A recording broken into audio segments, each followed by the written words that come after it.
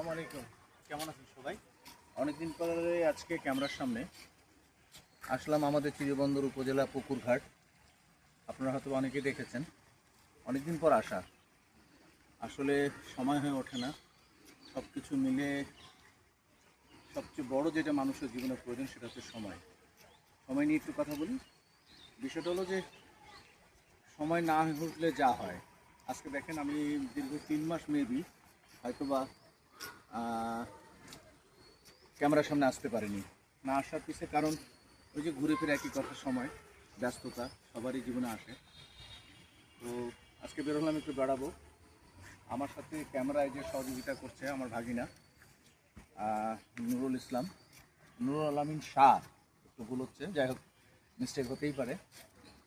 তো ভাগিনা বললো যে মামা একটা ভিডিও করেন। এই করছি করে করা হয় না, আজকে দেখেন করেই ফেললাম। যাই হোক, আপনারা সবাই কেমন আছেন? আশা করি ভালো। আর সব কিছু মিলে আছি ভালো।